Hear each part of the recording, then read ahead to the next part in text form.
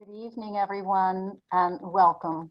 I'm Amy Grace. I'm a board member of the Greater Lewes Civic Coalition. GLCC, as it's known, is a collective of Lewes homeowners associations east of Route 1.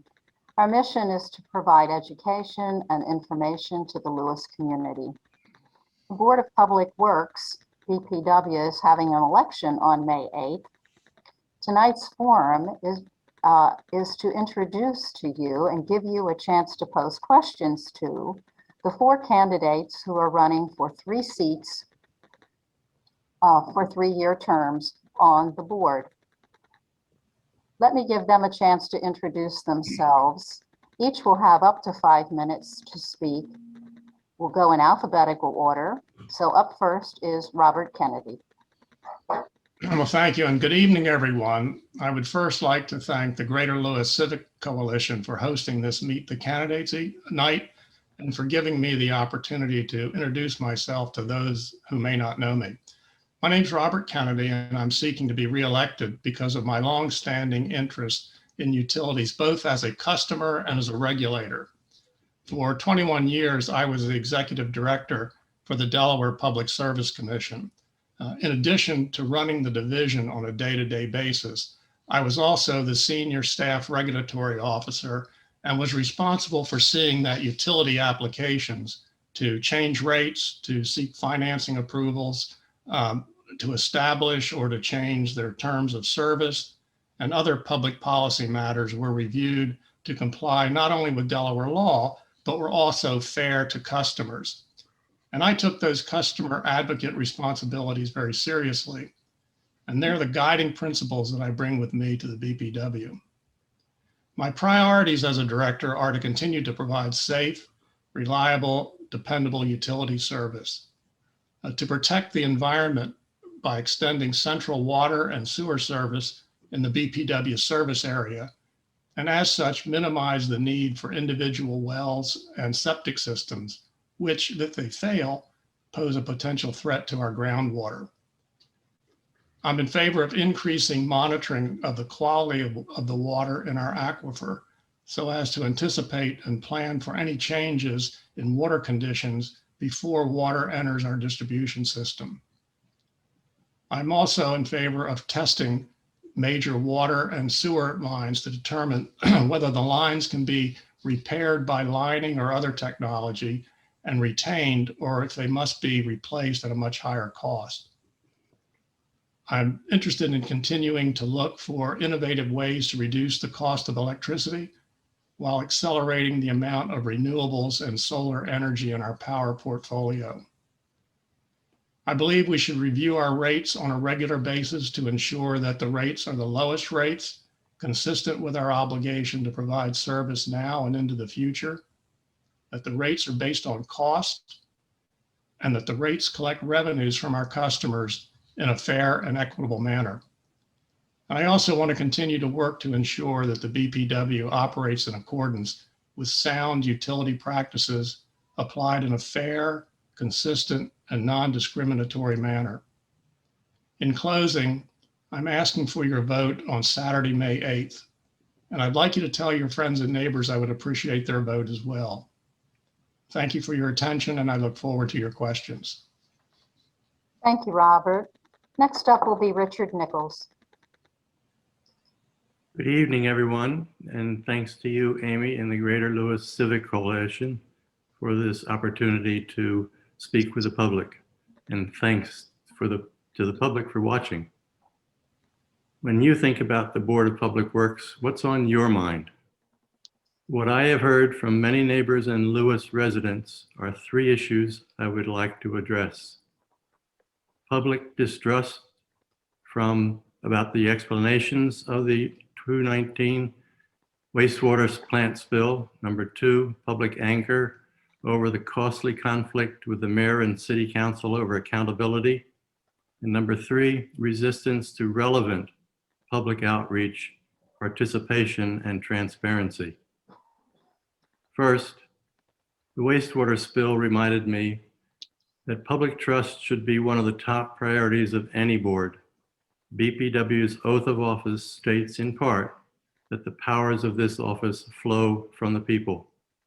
Further, the officers swear or affirm always to place the public interest above any special or personal interests. To hold elected representatives responsible for decisions they make, the public needs to know what these officials and their advisors are saying. That's an essential democratic principle. With respect to the December 2019 wastewater spill, it strains credibility that blaming the prior contractor's lax operations and reporting were the main reasons leading to the spill event. The root cause report by BPW noted 6 positive corrective actions linked to the contractor. There were 2 other positive corrective actions noted, one to improve BPW staff oversight and the other to improve oversight of the board. The report noted that a prior event on April 19th was reported to BPW. The point is that perhaps the event should have stimulated BPW staff and board to improve oversight at an earlier date. Second, as for the costly conflict, there should be no surprise that BPW taxpayers are upset, to put it mildly, A, by over $100,000 of ratepayers' money spent on legal fees, and B, by over 2 years of conflict with the City Council over accountability, which had not been an issue until raised by BPW several years ago. These actions are not in the best interest of BPW or the public. Third, transparency can be tough to define in words. It is more easily understood by example. For instance, I am reminded by my neighbors and other citizens of Lewes that the support and positive view of the City Council interactions represents such a transparency example. Council and its committee meetings encourage public attendance and interaction. The meetings are well attended because of their frequency and the inclusive business way they are conducted. The City Council website is user-friendly, informative, and helpful. In contrast, BPW meetings, the last 2 recordings of which I watched, while open to the public, appear to be scheduled once a month and only call out for public and press comments at the end. However, there were no responses. Although BPW does send out some information to the public from time to time, the information is often in the form of a pronouncement. Many people I have spoken to say emails or other correspondence sent to BPW go unanswered. I believe that improving relevant public interaction and transparency with BPW is needed and would be beneficial. BPW's brand, unfortunately, seems to be unpopular with the public, and BPW is missing an opportunity to change course that would result in healthy public support and understanding. I want to be part of the positive change for BPW and for the public. Right now, from my experience and from comments by people in Lewes, I believe I can help change the areas of concern. I ask for your vote on May 8th.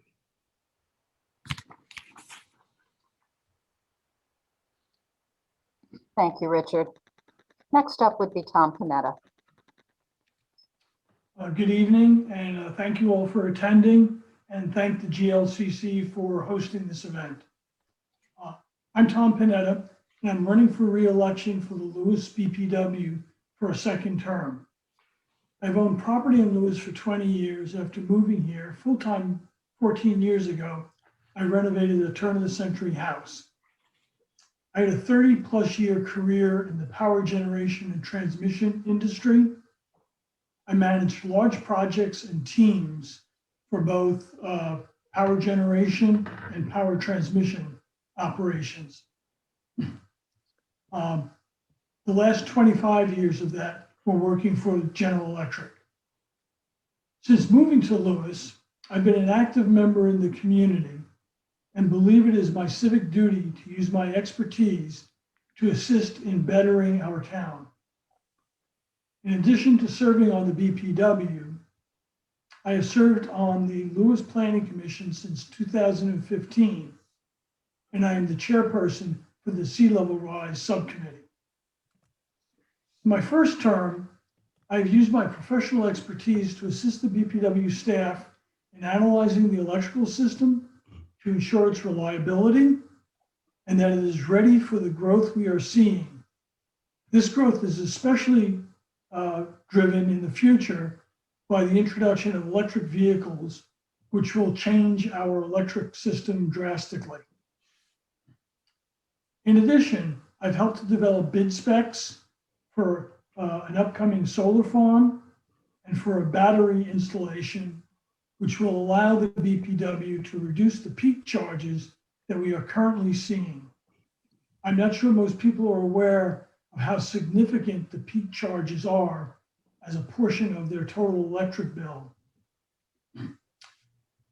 The main issues I see going forward are, first and foremost, to resolve the dispute with the city and reestablish what has been a cooperative working relationship for over a century. We've made steps towards this goal, and I hope once the elections are over, we can bring this issue to close. Closely following this is planning for the impacts of climate change and sea level rise, which have very significant implications both for the BPW infrastructure and for the city at large. If re-elected, I promise to continue to work to ensure that your BPW remains strong and provides cost-effective services for you, our customers, and to solicit your input. Thank you.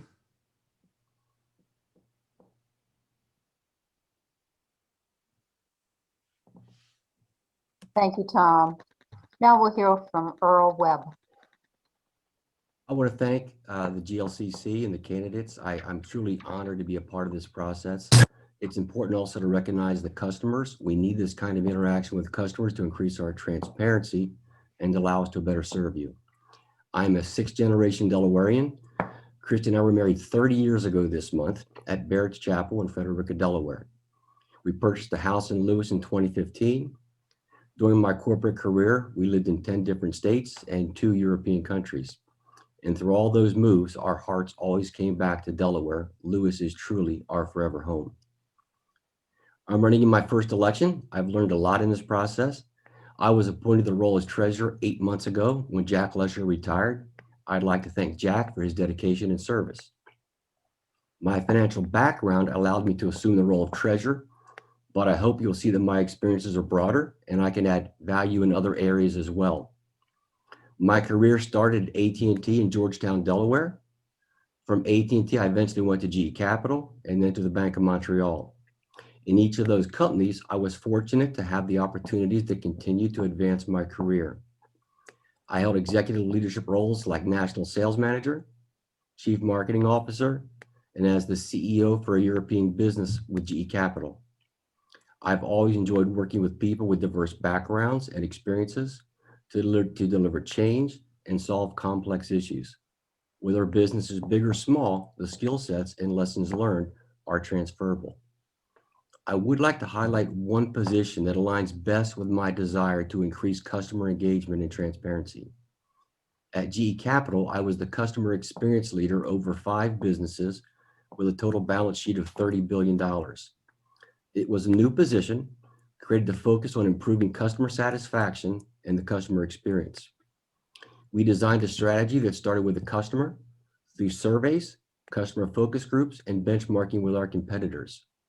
The customer's voice allowed us to make a material impact on the overall business. We improved policies, process, and technology to add additional value to our customers. It's important that customers are at the heart of any business. In the last couple of weeks, I've walked around and met over 200 customers. The information that I gathered from them parallels what we did in the customer experience role, gathering insights and issues from our customers. What do we do well, and what can we focus on to improve? BPW has a history that dates back to 1901. My theme is building on yesterday for a better tomorrow. It is my strong belief that any business or body of government has a responsibility to the people we serve to improve and get better each and every year. I've seen that mindset at BPW, and I want to build on that and accelerate the value we bring to our customers. Based on my experience at BPW and talking with customers, my platform has 5 principles. 1, expand and encourage public involvement by improving transparency in BPW. This will allow us to make better decisions for our customers. 2, embrace best practices to increase reliability and customer satisfaction. Those best practices, they can come from anywhere. They can come from our customers or even other Board of Public Works. Number 3, as treasurer, I need to ensure a sound and fiscal responsible policies. This is something that I take very serious.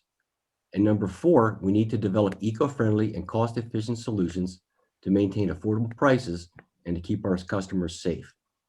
Last, but certainly not least, I will continue to work for our customers to end the costly dispute between BPW and the city. In closing, imagine Lewes back in 1901 when BPW started and compare it to where we are today. Our BPW founders and prior board members took bold steps to get us where we are. These 5 principles I mentioned are well within our reach. We owe it to our history and we owe it to the future of Lewes to deliver. I'm excited about the possibilities and I thank you for your consideration. Thank you, Earl.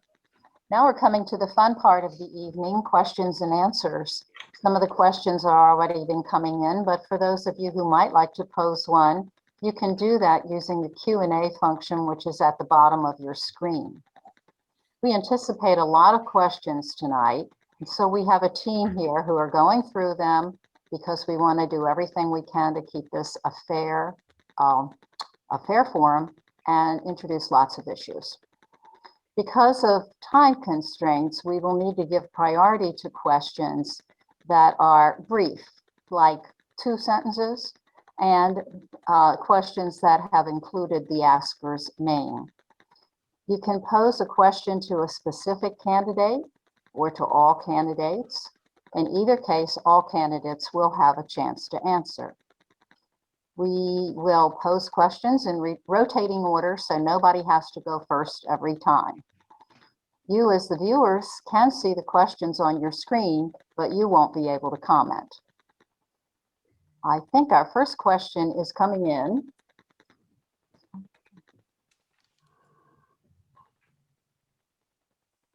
Just a moment.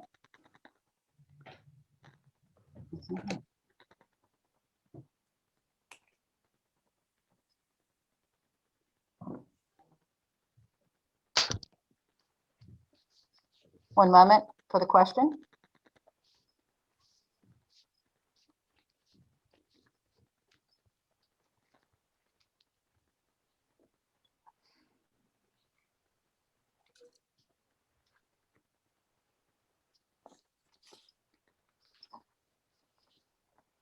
Sorry for the delay.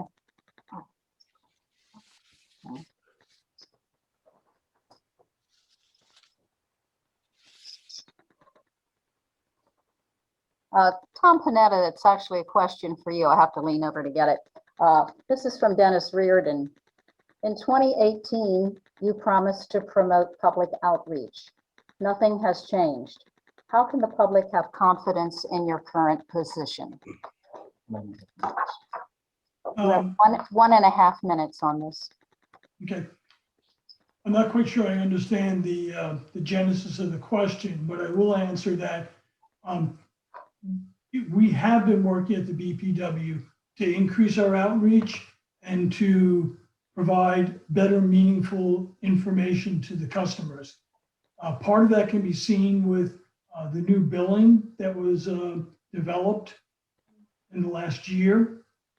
We have an ongoing project to upgrade the website to make it more user-friendly. Someone had made the comment about our board meetings. I think we do encourage public attendance and public participation. We typically only wind up getting public involvement when there's some controversial issue specifically. We do listen to all input. I would agree that we could do a much better job on our outreach. And that is something that I certainly endorse, as Earl had said, that we need to be working on strongly in the upcoming next couple of years. Thank you. Would other panelists like to answer the question too? I'd like to jump in if I can. Look, I think transparency and customer involvement is a journey. I think it's something we need to get better at this year and every year. When I look at things that we can do, there's things that we can do when we send out an agenda. We can make it more detailed. We can look at the times that we have meetings and make it more comfortable for some of our people here in Lewes. There's different things we can do. And I even look if something came down for Gills Neck Road, it is an example from the city, and I got an email from the city about something on Gills Neck Road, I would guarantee you that everybody on Gills Neck Road would probably participate in that. So I think there's ways that we can improve outreach. We need to start taking better steps and continue to build on whatever it is that we do to make sure that we're continuing to build transparency. Yes, Robert.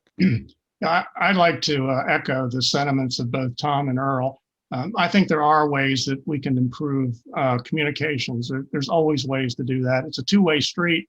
You know, we can reach out, but people also have to reach back to us. But I would like to see once this COVID crisis is over, that the BPW continue to offer a Zoom attendance option to our meetings that again would allow people who can't or for whatever reason are unable to attend in person could attend our meetings at least electronically.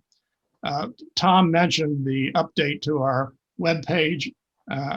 That's something that we've talked about previously. It's a work in progress, but certainly we could do more, I think, to make navigating the webpage easier.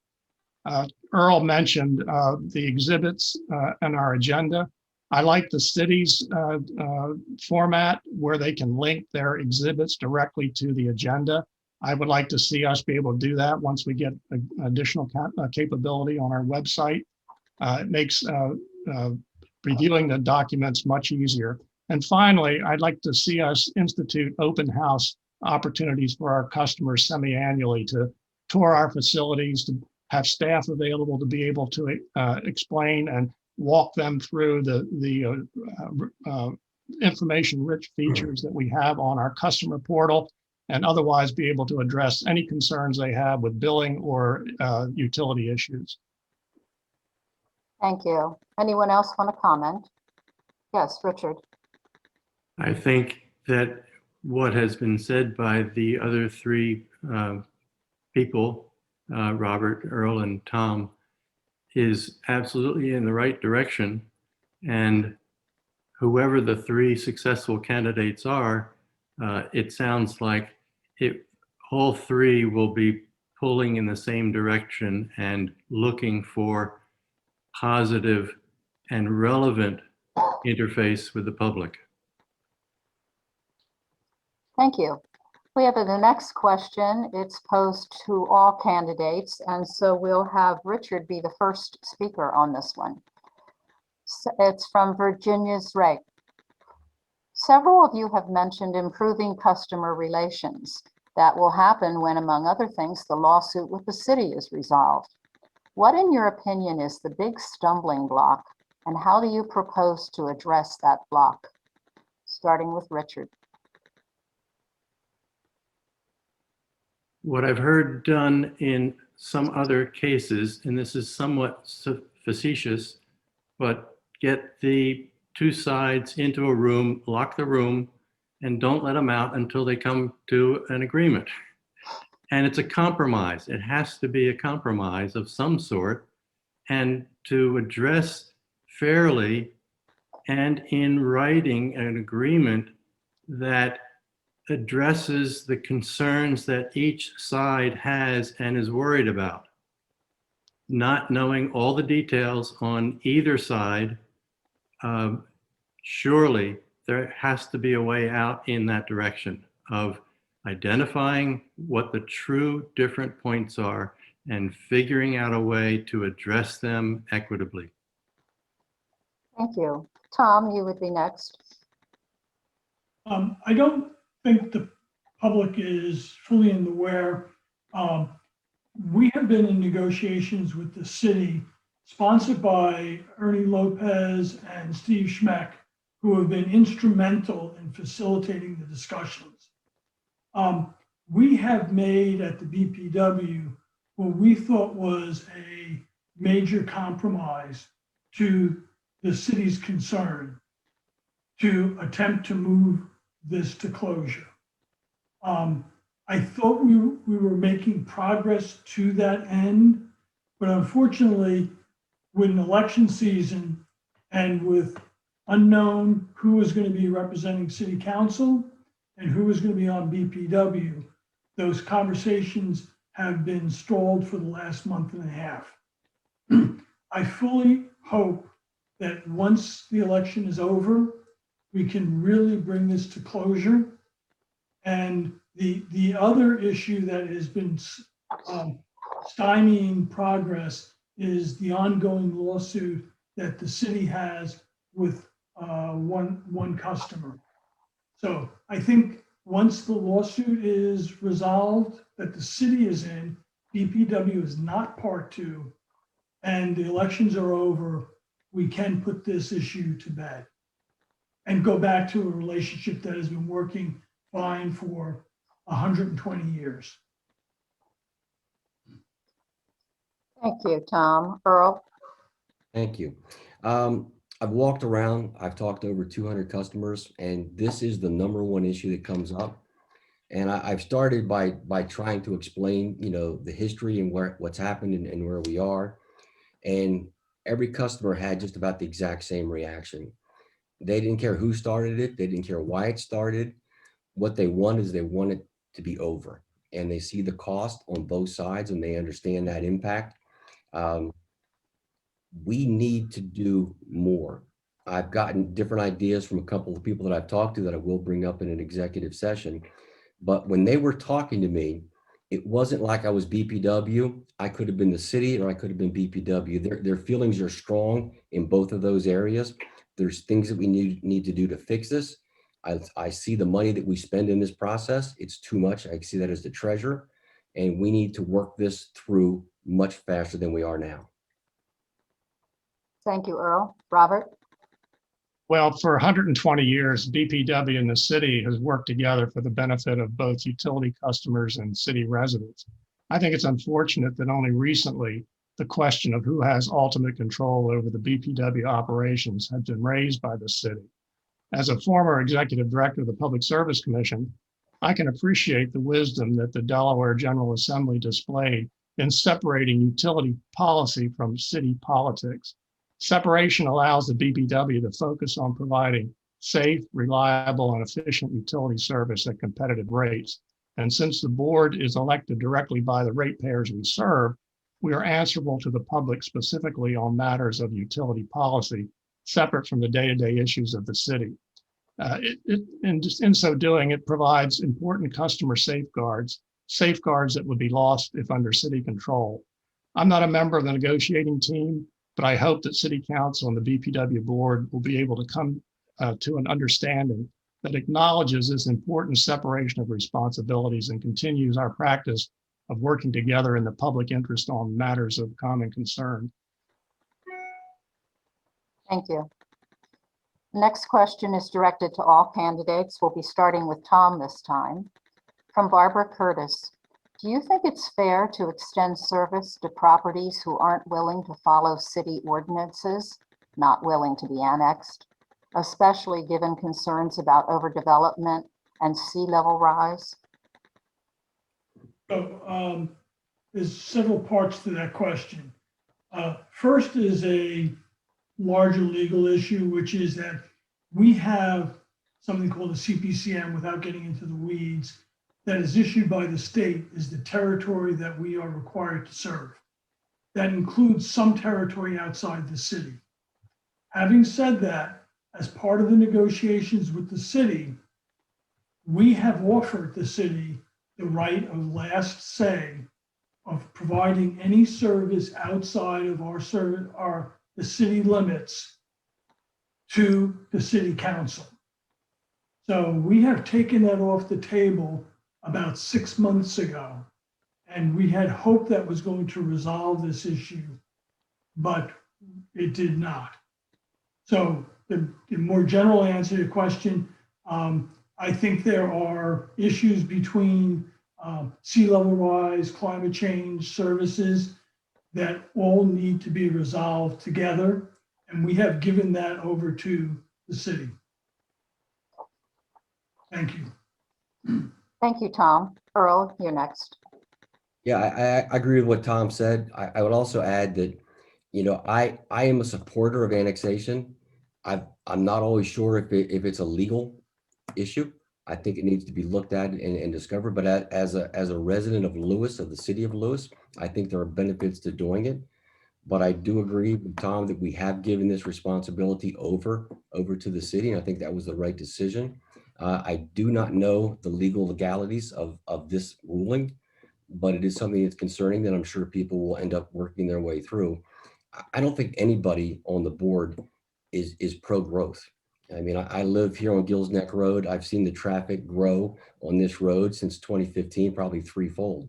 I like Lewes the way it is, but there are responsibilities that we have based on customers whose properties have been approved and certified that we go ahead and provide service. And I think the city being in that part of it is the wise thing to do as well.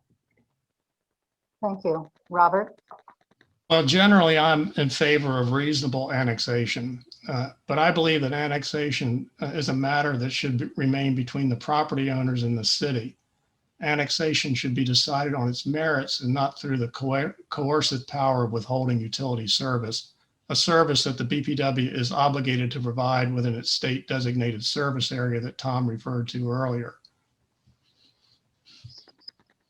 Thank you. Richard? I don't know what the designated service area actually is. I do remember reading in the charter that they were permitted, the BPW was permitted to serve within 2 miles of the perimeter of the city. I'm for the annexation that makes sense and is an effort to help finance ongoing costs that the city and BPW will be generating as a result of the annexation, in contrast to monies being paid to the county because the annexation was not permitted. Generally, the annexation is for contiguous properties, which makes sense. Thank you, Richard. We have a next question that's posed to all candidates from Colin Norman. What specific steps would you advocate to decrease the carbon footprint of BPW's operations? And would you support a rate increase to decrease carbon emissions from electricity generation more rapidly? First up is Earl. Okay, thank you. I know that there was, I was over at the one of the buildings today, and Tom actually alluded to it as well, where we were looking at putting batteries in for peak charges. That is certainly a way to leverage some of the technology. We've also got plans to look at, and it's already started, to look at the solar fields over on the pump stations. I think there's value to that as far as taking off peak charges. There's a lot of people in town, obviously, that have solar panels on their houses, and we certainly support that as well. I think there's always a lot we can do. I think there's always more we can do. We just need to look at what we have as far as funds and availability. As it relates to increasing prices, I think that's always a consideration, but I think that's the kind of consideration that you bring the customers into the decision to try to find out their opinions and their thoughts. And that's an idea for transparency and how we would be able to use that in that situation. Thank you, Earl. Robert, you're next. Well, the BPW is a member of DMEC. That's the Delaware Municipal Electric Corporation. They're an agency that negotiates for power for 8 municipals in Delaware. And they negotiate the purchase of electrical power for our members. 85% of the power portfolio that DMEC has, according to their website, is low or no emission electricity. And currently, I don't know how many know this, DMEC has 65 megawatts of wind generated power that they contract for. And of course, we contribute 2 additional megawatts to the University of Delaware wind turbine. And we have in DMEC 98.2 megawatts of solar power that feeds into our system. So DMEC supplies 15% of the electric service in the state, but has 53% of the installed solar generated electricity. And we in Lewes have 1 megawatt of residential installed solar, and that's for about 100 customers. So I certainly am in favor of increasing the renewables and electric in our electric portfolio, as well as solar. And would I vote to pay for it? You got to pay for all reasonable costs. So that would be under consideration when we do our rate studies. Richard? Any kind of change, upgrade should have a clear and extensive cost benefit analysis that's open to the public, that they know what the cost and the benefit, short-term, long-term, would be. The specifics of what's being planned by BPW at the moment, I am not familiar with, but change is inevitable. Electric is a hot issue, and it just should be done in an open, proper framework that public can understand and that truly makes short-term and long-term sense.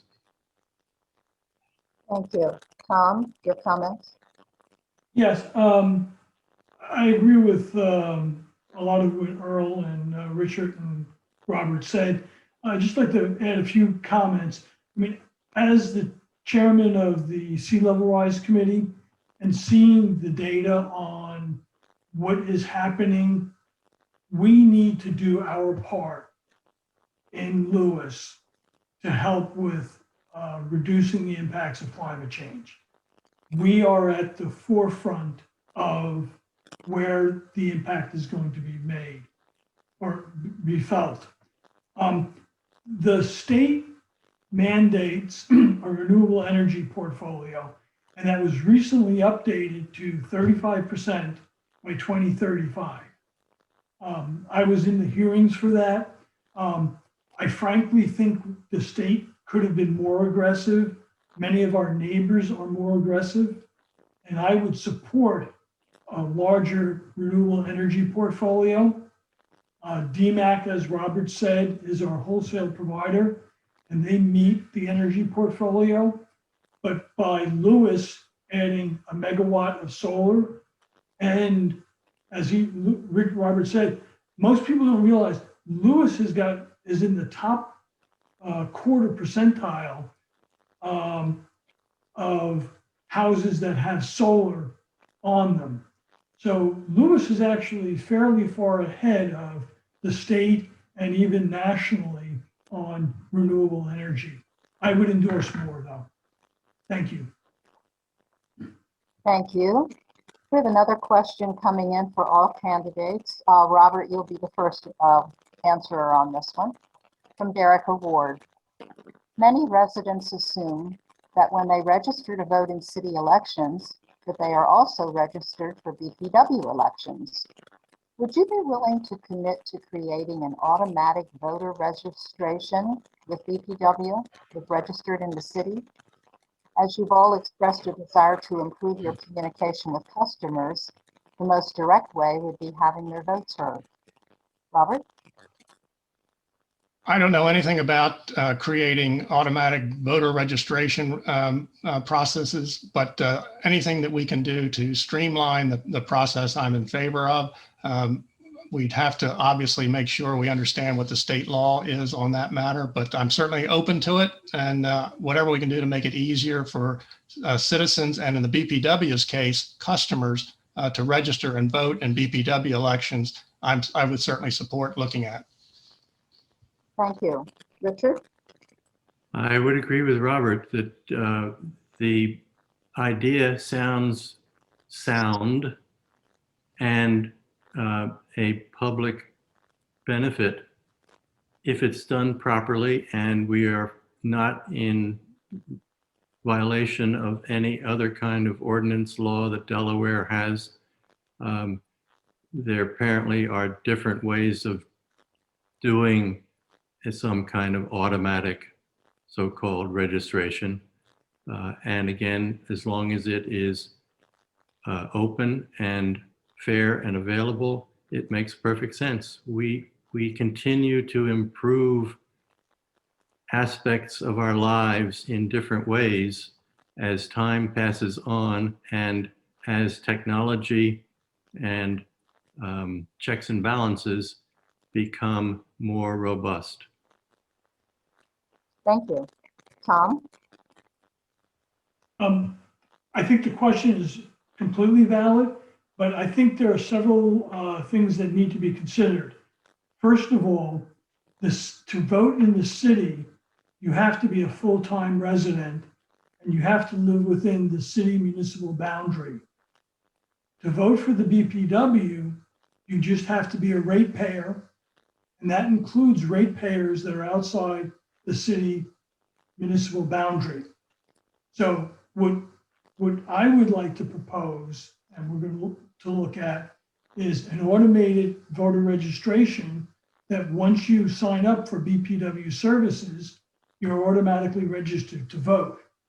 I don't think we can reasonably tie our voter registration to the cities because theirs is a much, much narrower pool of people. Thank you. Thank you. And Earl? Yeah, look, I agree with what Tom was saying and also Robert. The reality is anything we can do to make this process easier, we need to do. I think it's probably an annual meeting that we have after the elections to go back and look at what we did well, what we could do better, to make sure we're continuing to make this process easier for customers to get engaged and also to vote. So I'm in favor of everything that's on the table, but I think it should probably be an annual event at the end of every election cycle to figure out how we can do things better. Thank you. And we have another question that's directed to all candidates from Leslie. Given issues of sea level rise and climate change, please state your opinion about keeping the water treatment plant where it is as opposed to moving it.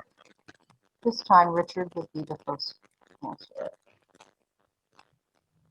I was very pleased to be taken to see the treatment plant by Darren Gordon, the manager, and was impressed by one piece of information that he presented to the effect that in one of the worst hurricanes in recent history, the sea level water at best would have, or at worst, would have approached the bottom where the grass meets the one of the holding tanks. And my reaction was, okay, that sounds nice, but it would be good to have a third-party benchmark that related where the plant is at any point on the plant and where the sea level rise measurements are being taken. And then the relationship becomes clear and visible to help decide whether there is a true danger or whether there is an immediate danger. My suspicion is, based on what Darren related, was that it's not an immediate danger, but it needs to be publicized and with trust, so that there wasn't the "I thought you said, I thought you meant." Richard, we're out of time. Thank you. Tom, you're next. So once again, as the chairman of Sea Level Rise, this has been a major issue for us. We have put forth, and there'll be a public hearing coming up on the city side, a change to the sea level rise or resiliency ordinance to address the long-term implications for climate change and sea level rise. As a result of that, and we're based upon what we're proposing, we at BPW have done exactly what Mr. Nichols had suggested. We are looking at the cross-section of the plant to figure out where the most vulnerable parts are. And at that point, we can determine what the best means of mitigating are. I know several people have suggested moving the wastewater treatment plant, but that may be the eventuality in the long term. But for right now, as Mr. Nichols said, we are not in imminent danger, and we could potentially use other engineering means to mitigate and extend the life that the plant would be there, because the cost of moving that wastewater treatment plant is extremely large and would be borne by the ratepayers. So I would say we're just starting the engineering analysis based upon the sea level rise ordinances, and we will let the data determine what the best solution is. Thank you, Tom. Earl, you're up. Thank you. Look, I kind of look at this through an environment perspective, but also through a treasurer's eyes. And I believe that we have a fiscal responsibility to this issue. I think there's, and Tom has said it as have others, I think there's things that we can do to make sure we're making that plant as safe as we can where it is. But I also believe that we have long-term responsibilities from a fiscal perspective as well to make sure that we're taking the right steps and doing the right planning. I don't know which level of sea level rise is going to be right. I don't have no right, to be honest with you. But I do believe the time to make the decisions and think through the process is when you actually have time to do that. So I think taking the time now to come up with contingencies beyond just the mitigation of the plant and making sure that we're being responsible in the future, I think is the right thing to do. There could be a trigger event where if in fact the tides did come up so much that we then start executing on a plan. I hope that day never comes, but I think having a plan, doing the research, being fiscally responsible and trying to do it in the most efficient way is the right thing for our customers. And again, I hope that day never comes, but I think it's the right thing to work on. Thank you, Earl. Robert? Thank you. I've got an open mind on this matter. As a board, we're aware of and are monitoring sea level rise and climate change at discussions at both the federal, the state, and the city level. The staff and directors attend workshops and seminars on these topics, and sea level rise is included as an action item in our current strategic plan. The latest sea level rise information I received from the Delaware Geological Society our survey indicate that over the last 100 years, we experienced a rise of 1.1 feet. And fortunately, based on future projections, we have time to assess the projected rate of rise and the effect it will have on our operations. It's an important and serious issue. As the board, we must continue to evaluate and make appropriate decisions as the science and public policy warrants. And we're fortunate to have Tom on our board with his other hat that he wears as the chairman of that subcommittee to keep us informed of what is happening in the latest information. Thank you. We have another question that's addressed to all attendees. Tom, you'll be the first person on this one. It's a short question, but a potent one. What are the candidates' views on 5G? I'm sorry, Amy, can you repeat that? What are the candidates' views on 5G?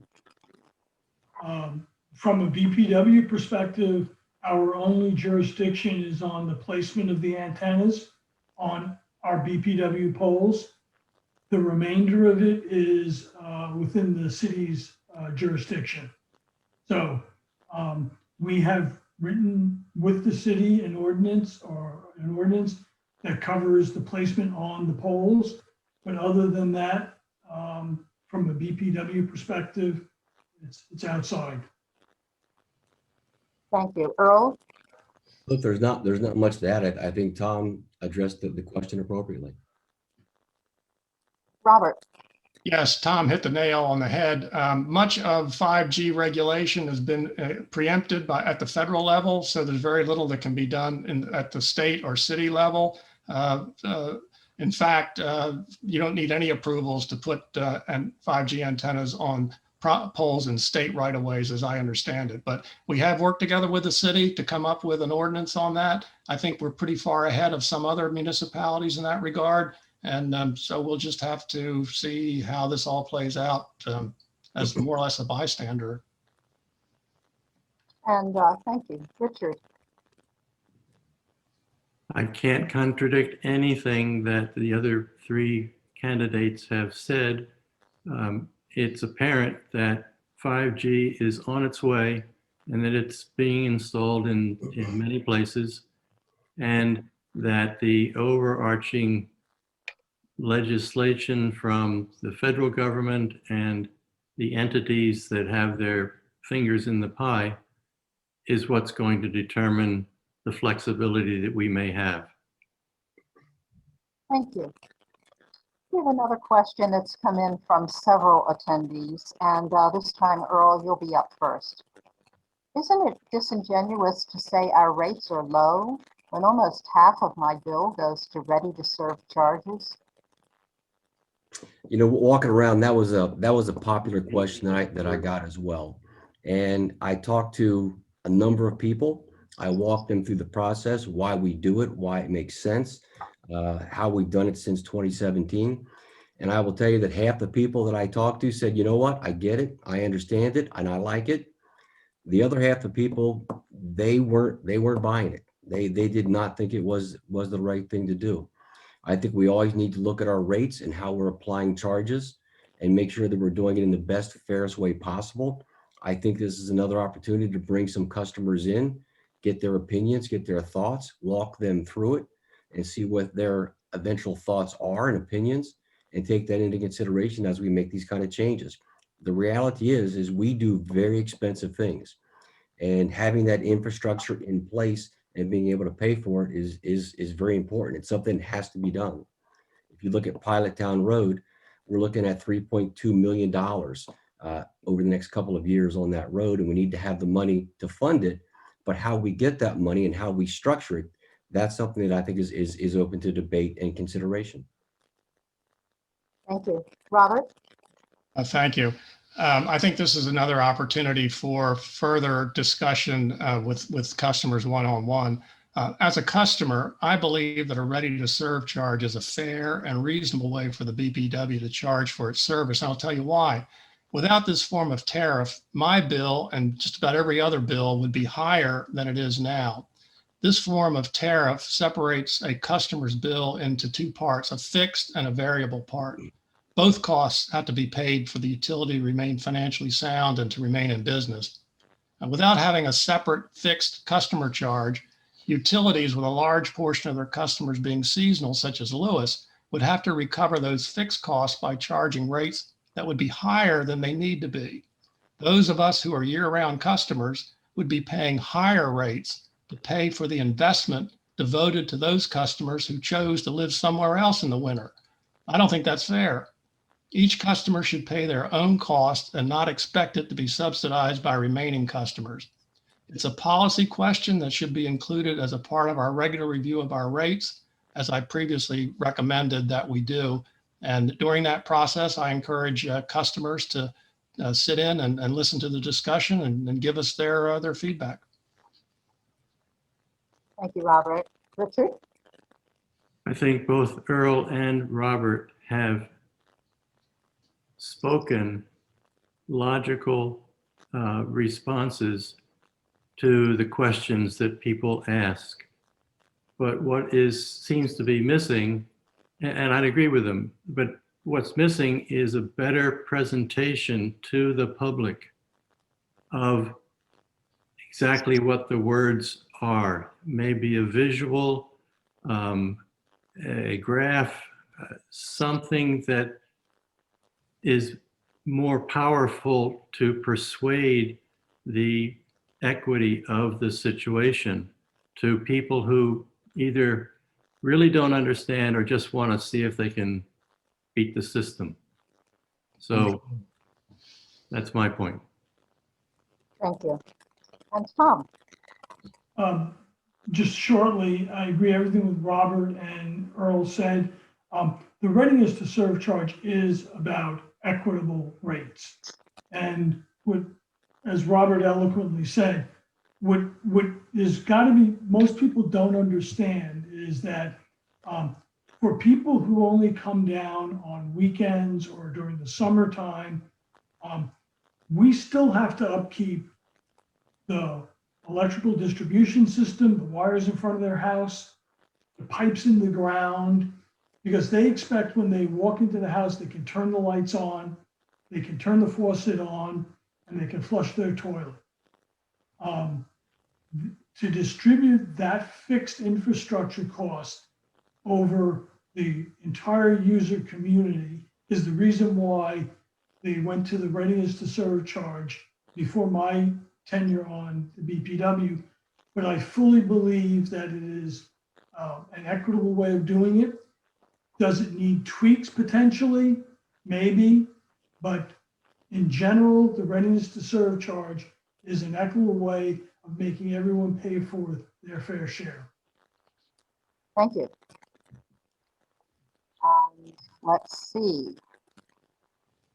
We have the next question from Reds for All. And the first person up is Robert.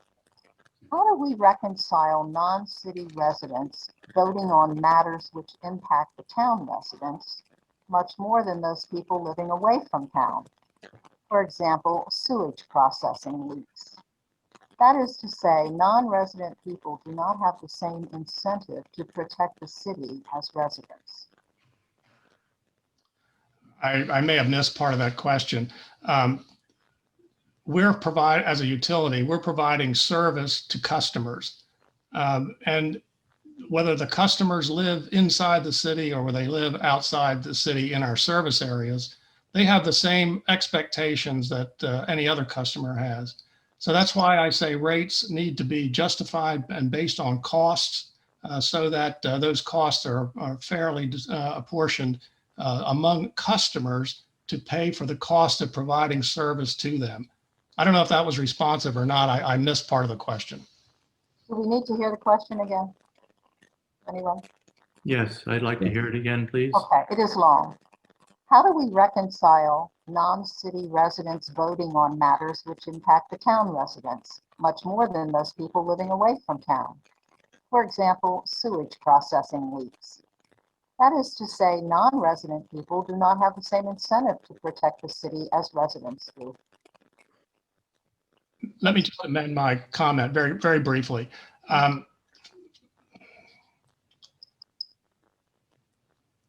First of all, BPW customers can vote for BPW directors and have a direct say in the services that we provide.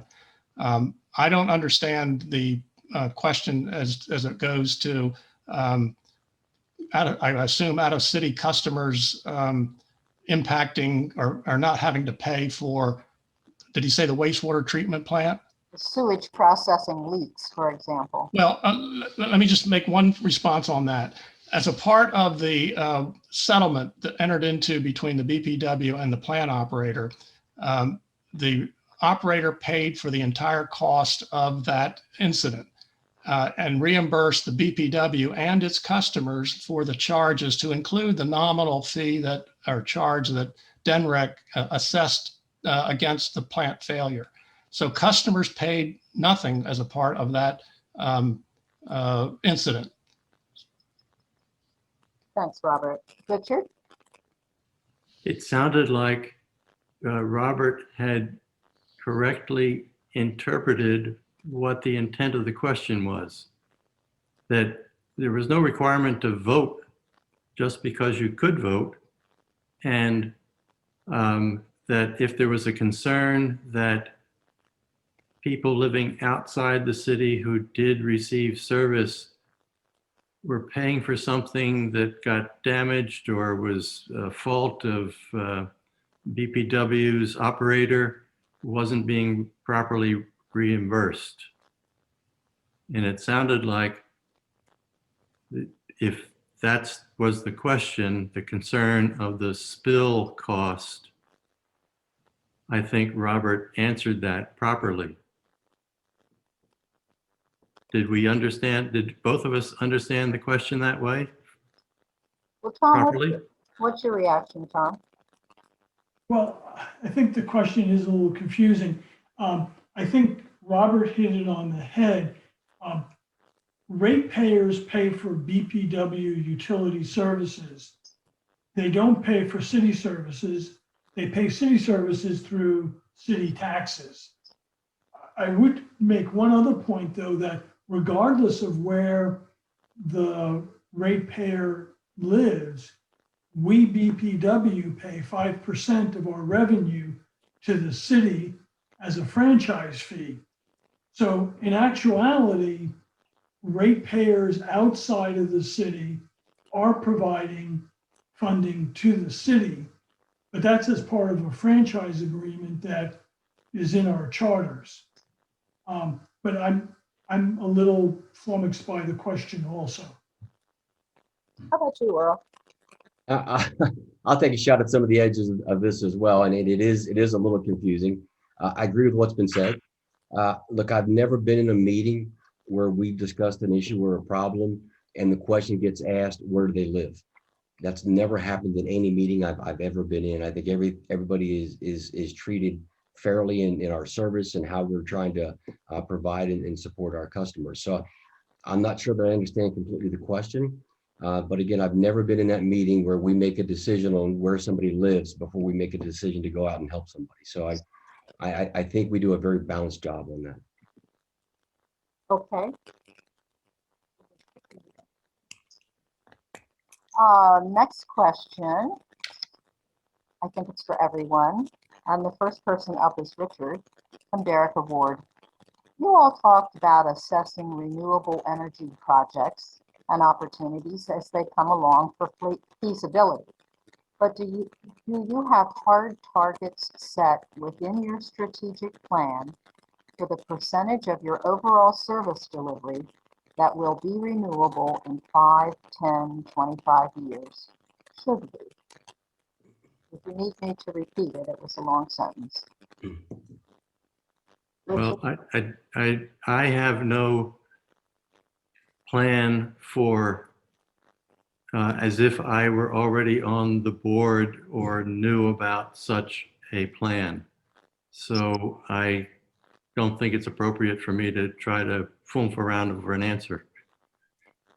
All right, Tom, you would be next up. As I alluded to earlier, there is a state regulation, which is called the Renewable Energy Portfolio. And that is what guides us. And it does have, the ultimate goal right now is set at 35% by 2035. And there's stepwise. And that plan has been in effect for quite a number of years. And it was updated from 25% to 35% just in the last 6 months. So that is what our charter is from the state. And as we talked about, we have projects ongoing, like a 1 megawatt solar field, to make sure that we're doing our part for that. Thank you. Earl? Yeah, I do think we touched on aspects of this as Tom said. Tom's numbers are correct in what we're doing and how we're doing it. But there's always opportunities to improve. Looking at technology, looking at battery life and how much cheaper things are getting. I think there's always opportunities to continue to build on that. And we can do things that may be higher than the threshold that we have to do, but they make reasonable and feasible sense to do those things. And we'll take those opportunities where they exist. And finally, Robert. Well, we talked earlier, or I talked earlier about DMEC. DMEC is the power negotiator for our 8 cities in Delaware. They're the ones who are committed to meeting the state renewable goals. And recent discussions that we've all had with DMEC officials, they've assured us that they are on target or ahead of target to meet those goals. So there may be things that the technology drops in our lap that allows us to move ahead more quickly.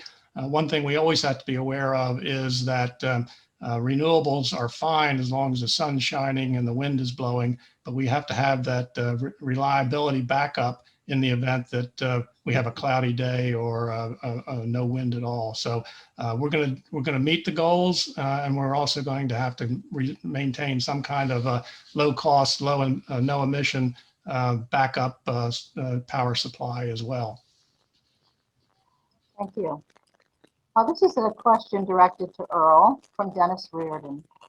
I know you talked a lot about aligning with customers, but you seem like a big business person who will worry more about growing the business. Will you also focus on encouraging public involvement? The answer is yes. And there's a couple different ways to answer that question. And I'll talk about something that happened in a couple of board meetings ago, and the team here knows it. We were looking at a technology that was supposed to save us money on the board, but also save our customers money as well. And the technology isn't important, but there was 2 different prongs to it. What we talked about was trying to get cost justification from them broken out by what our customers' advantages are and what our advantages were economically. We also asked for surveys from the customer that they had, so we can understand how the customers feel about the technology. They offered us an opportunity to potentially come up and look at a location up in Kent County that had the technology. My idea is it would be a good idea to bring customers with that, because there is a certain aspect of customer using this technology that feeds into the benefits. So I think that's an example where you can take customers into that kind of situation so they can opine and we can make the best decisions possible. Would others like to comment on this question?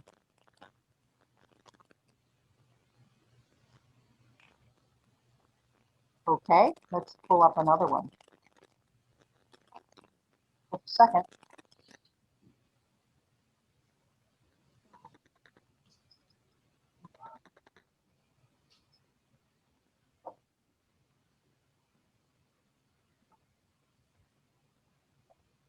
A little slow transferring.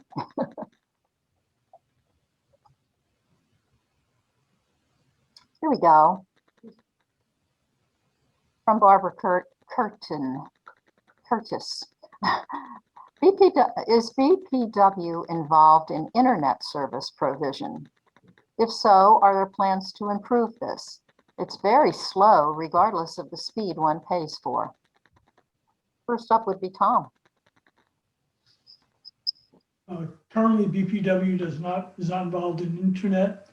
I know it was looked at once again before my tenure, but in general, internet has progressed to being a utility function in that there are many major providers, Verizon, Comcast, et cetera.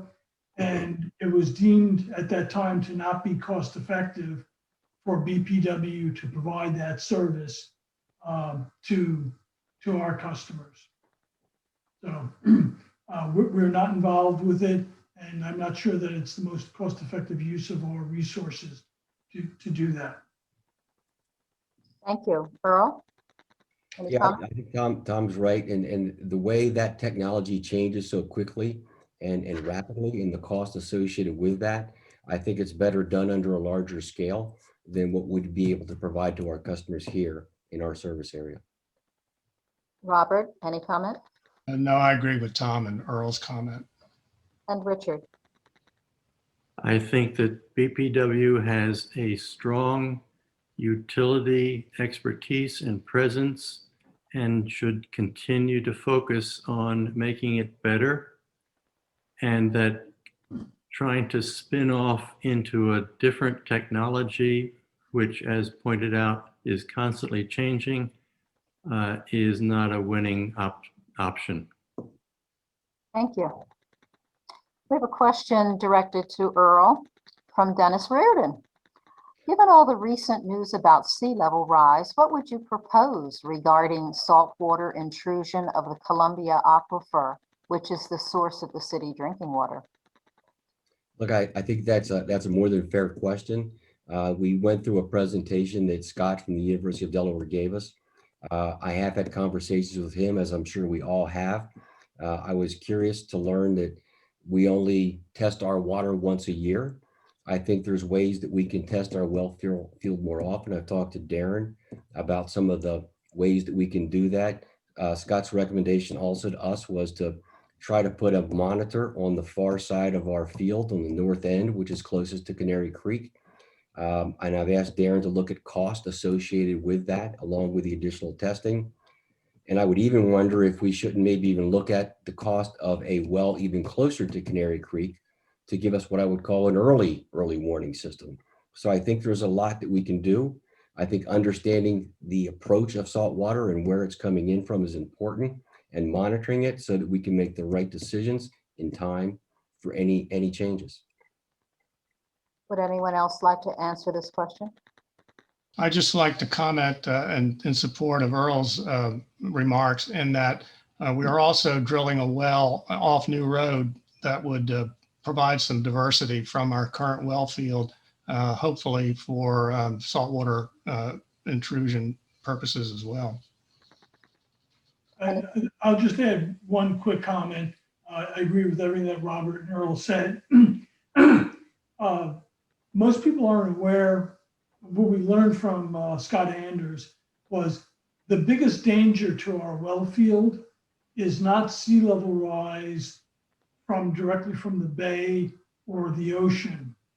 It's from the sea level rise backing up into Canary Creek, which is why Earl's comment relative to monitoring the wells from the Canary Creek side with a test well is probably prudent as time goes forward. Thank you. Any other comments on this question? All right, we have one for all candidates from Paul Griffith. Why have our cash reserves been so high when interest rates for borrowing have been historically low for the past decade? First up on this one would be Earl. Well, as the treasurer, that's a fair question to come my way. I have a responsibility on an annual basis, and actually Press and I are scheduled next week to go through the reserve policy and to make sure that we're in line with that. And also, if there's any changes for recommendation, we can bring that to the board for a full vote. I've looked at the amounts we have in the account, and sometimes it seems too high, and there's things that we can do. But as I look at some of the costs that we have, and I look at the cost of some of the loans that we have out, we've got a loan from 2018. I think it's $425,000 is in two different payments that we do, and we're about 50% paid through that loan. So I think there's a lot of things we need to look at as far as the amount of debt we carry, the amount that we have in reserve and why, and we need to make the right decision. And I'll take a look at that information with Press. And if we have any concerns or changes, we'll bring it back up to the broader board for an overall decision. But it is a fair question, but there are reasons to have some of this. We just need to make sure that we don't have too much in cash reserves. Would anyone else like to comment on this question? Yeah, go ahead, Robert. Okay, thank you, Tom. Well, I believe an appropriate capital reserve is in the best interest of the BPW and its ratepayers. It helps assure timely payment of bills such as operating bills or debt service or capital improvements. It's an immediate access to cash to respond to extraordinary events such as storms or tornadoes or flooding or even major equipment failure. It also assures that funds for system improvements through depreciation and net operating income are available. And rating agencies view it as a significant factor when they figure on bond ratings. The cash reserves are invested and the incomes available to reinvest or to minimize operating cash needs. And it was established on the advice of a national recognized consulting firm, and we regularly have it reviewed as to the appropriateness as to the amount. So Earl will be taking all that into account when he does his the annual review and report to the board, I'm sure. Richard or Tom on this question? Yeah, I agree with everything Earl and Robert said, and just to amplify what Robert said, one of the things we learned out of the disasters that occurred, the hurricanes down south, is cash is king. First of all, even if FEMA is going to reimburse you, their reimbursement schedule is 1 to 2 years. Houston didn't receive any money to reimburse them for their floods until 2 years after the event. Secondly, when you have a major coastal event that's going to hit all the communities, the community that has cash to pay contractors is going to get the contractors. Communities that have to go out and either secure loans or look for other means of funding are not. So an adequate reserve for storms is an absolute imperative to maintain the resiliency of the BPW infrastructure. Richard, did you have a comment on this question? Yes, the three other candidates all have very appropriate answers for different aspects of that question. And we should be thankful that they are watching the cash flow and reserves. Thank you. We have one more question that'll fit into our time frame, I think. And this is from Doug Spellman for all of the current members. My friend Jack Letcher served for the BPW well for many years. What approach have you brought to the board that you are proud to relate to your ratepayers? And first up would be Robert. Well, thank you. As I said in my opening comments, I bring a consumer advocate perspective to matters that are brought to the board for my consideration. I guess I'm most proud of the fact that I don't lose sight of the fact that the BPW is here to serve our ratepayers, and that the actions that we take need to have their best interests in mind. And Richard? Oh, sorry, we would switch to Tom. Yes. Once again, I would go back to my opening statement. I think what I bring to the board is my technical expertise and my 30 plus years experience managing large projects. And one of the things I was tasked with in my various points of the career at GE was conflict management and conflict resolution. I was responsible for several major disputes, or resolving several major disputes between GE and customers to try to accommodate a win-win solution that both parties could live with without ever having to go to court. GE was my division was very averse to solving things in the courts. They would much rather have worked with the customer and found out how to resolve the issues amicably and something that both parties were willing to live with. Earl, did you want to comment on this one? Yeah, if I could look, I think the fact that I bring a certain customer focus to this, I think is important, and transparency. But if the question is kind of centered around Jack Lesher as the prior treasurer, I'm the current treasurer, I consider Jack to be really a friend and a mentor. He's helped me in a lot of ways, getting up to speed and learning different things. I rely on him. He is very, very helpful to me. So I think having a safe pair of hands as it relates to being a treasurer, realizing that there's a lot of people that have a lot of experience that I can leverage and use as well and understand, I think is helpful and smart to do in my position. And I will continue to have conversations with Tumbleweed, as he calls himself, because he does add a great deal of value and has through all his service, and continues to be a thought leader for me today. And I appreciate his advice and counsel. Thank you. Um, so it's 7:20. We could possibly deal with one more question. This is for all. Doesn't an outside reserve study suggest the appropriate rates that should be maintained, so it is not any committee member's decision, but an outside firm's recommendation? First up on this would be Robert. Do you need a repeat on that question? Read the first that first sentence, please. Doesn't an outside reserve study suggest the appropriate rates that should be maintained? So it's not any committee member's decision, but an outside firm's recommendation. Well, what we have, I wasn't here when the resolution was considered and adopted, but we're living with the consequences.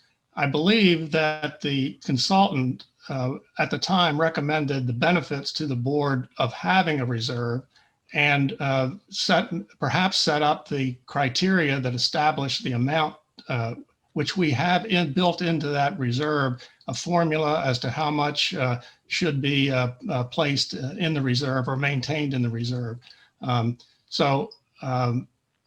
think the basis of the resolution was established, but we have to do the calculations to see that if it's under or overfunded. Richard, on this question? I would think that the present members of the board are in a better position to have access to what they need and assess any future needs as well as current needs, rather than going to an outside source to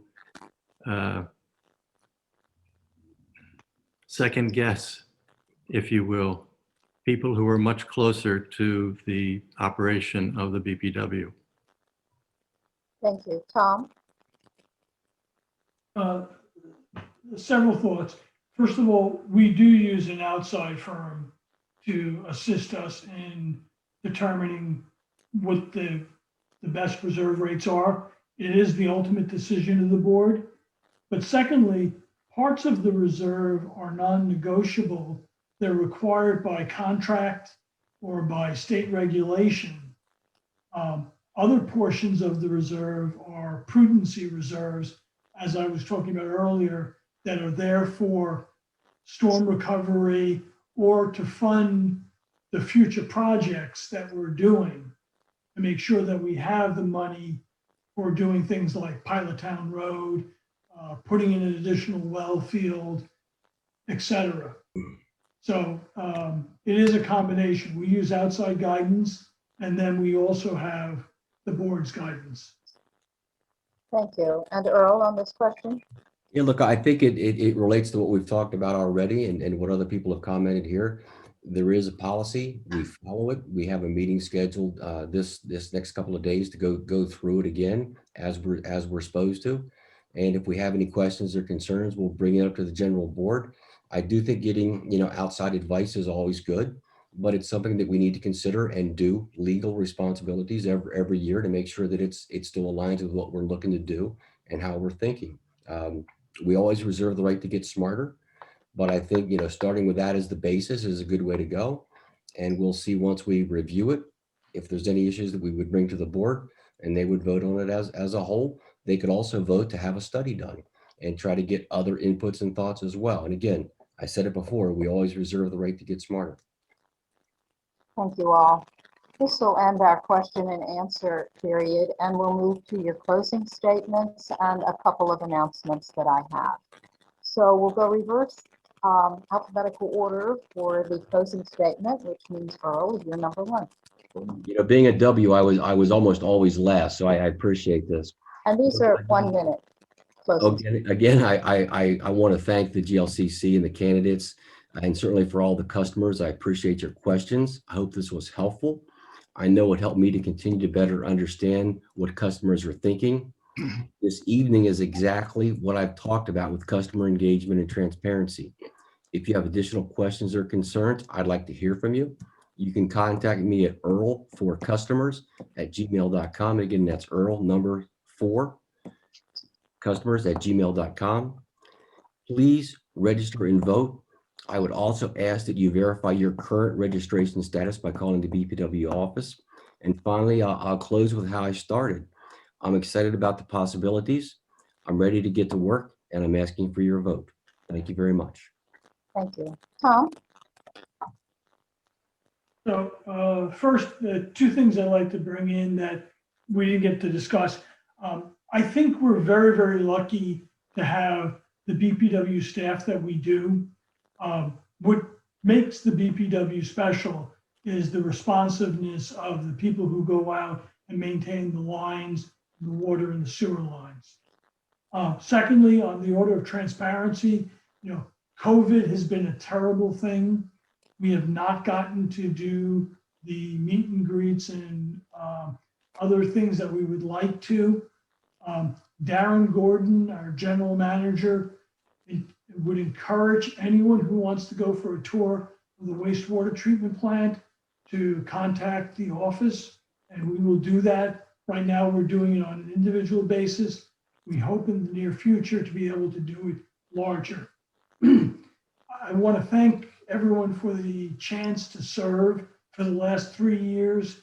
It has been an honor, and I look for your support for being able to serve another 3 years. I think there's a lot more that we can do to improve the operations of the BPW and set us up for a brighter future. Thank you.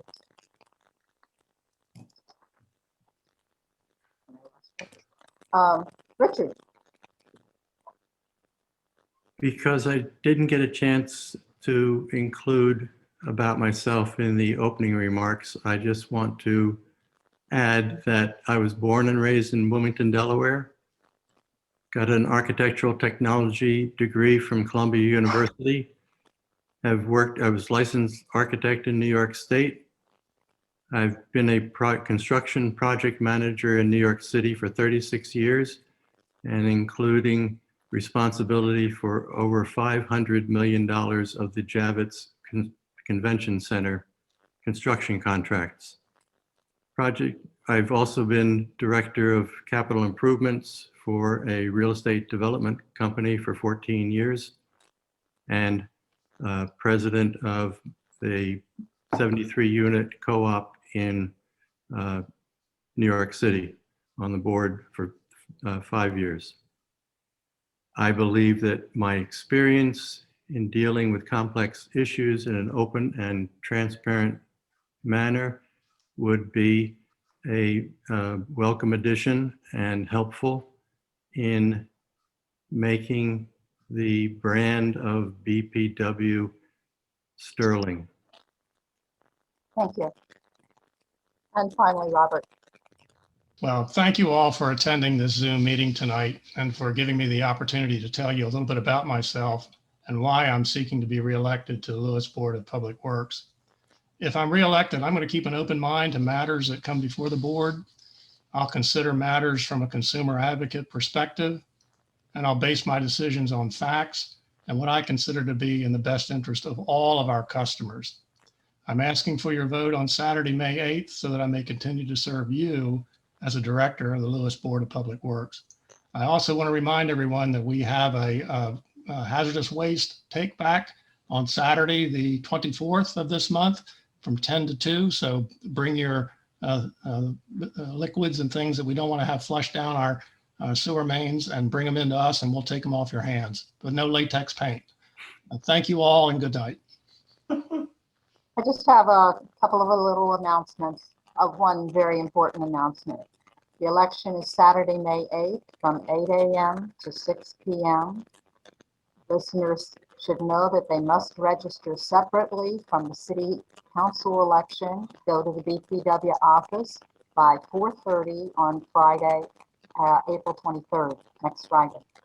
You must be 18 years old and a BPW ratepayer to vote. You can also register online and you can request an absentee ballot. The results of the election will be announced on May 8th after 6:00 p.m. I'd like to thank all the members of the audience for their questions, for attending and participating. And I'd finally like to thank the GLCC team. That would be Norma, Rich, and Karen for their excellent assistance tonight. Thank you, everyone, and good night. Thank you. Good night. Thank Thank you.